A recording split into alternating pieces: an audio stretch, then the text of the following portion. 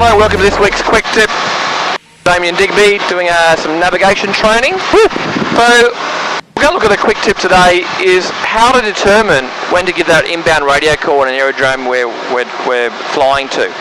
Now, it could be an unfamiliar aerodrome, and obviously, as a general rule, we want to give that call for a non-controlled CTAF aerodrome of around about 10 miles. Yep. Now, if we've got a landmark on the ground that we can get a fix around 10 miles, that's nice and easy. Yep. But for instance, we're going into Gympie today.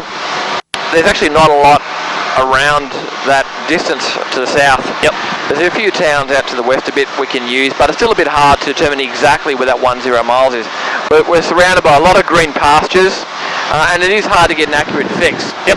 And that happens quite often when you go out west as well. Everything looks the same, and it's hard to get that exact fix. So what we can use is time.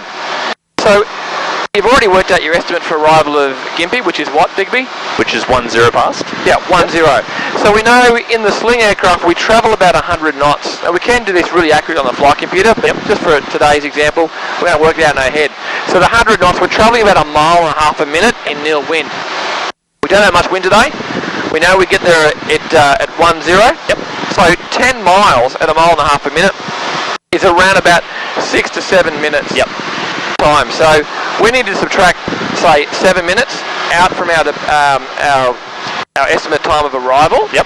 And that'll give us a rough distance of 10 miles from the aerodrome. Yep. So if we're going to get there at say 10 today, what time would that be, Digby? We would want to make our call at 03. Yeah, exactly. So we're almost there at 03, so we're at 10 miles to the south of Gympie now. What would be your inbound call? The radio call would be Gympie traffic, sling 7788 is 10 miles to the south. Inbound at 3000, circuit time would be 10 Gympie. Good. Okay, so we switch, and obviously, other tip is just to switch across to the Gympie frequency. Yep. At least 2 or 3 minutes before 10 miles, so you can listen out to any other aircraft that might be inbound or outbound for that truck as well. Make sense? Makes sense. Great.